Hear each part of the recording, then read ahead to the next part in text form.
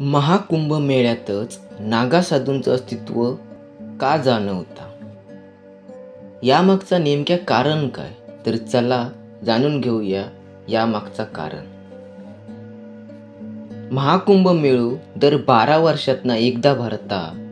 हिंदू धर्मासाठी अत्यंत पवित्र असलेलो कुंभमेळ्यात हजारो साधूंचा समावेश असतो. ह्यो सोहळो दर 12 वर्षांनी विशेष स्थानात आयोजित केलो जाता. यंदाचो महामेळो उत्तर प्रदेशातील प्रयागराजमध्ये भरलेलो हा. ह्यो कुंभमेळो धार्मिक दृष्ट्या खूपच महत्त्वाचो मानलो जाता. या कुंभमेळ्यात अनेक ठिकाणचे साधू आणि संत हजर होत असतात.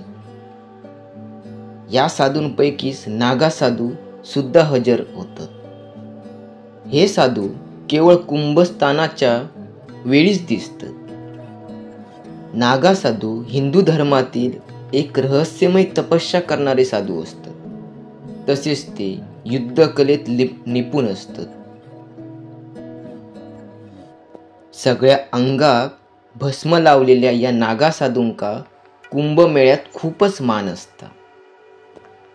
तसाच नागा साधू भारतीय सनातन परंपरेतील साधू असान ते कठोर तपश्चर्या करीत असतात.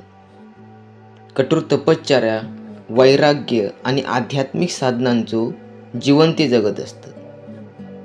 नागा साधू साधारणपणे बिनवस्त्र राहतात. केवळ आणि केवळ धोतर आणि लंगोट घालतात. त्या नागा साधूंचा जीवन मात्र खूपच साधारण असतं. ते सर्वसाधारण जंगलात किंवा डोंगरदरीत राहतात. त्यामुळे महाकुंभ मेळ्यातच नागा साधूंचं अस्तित्व जाणवतं. धन्यवाद.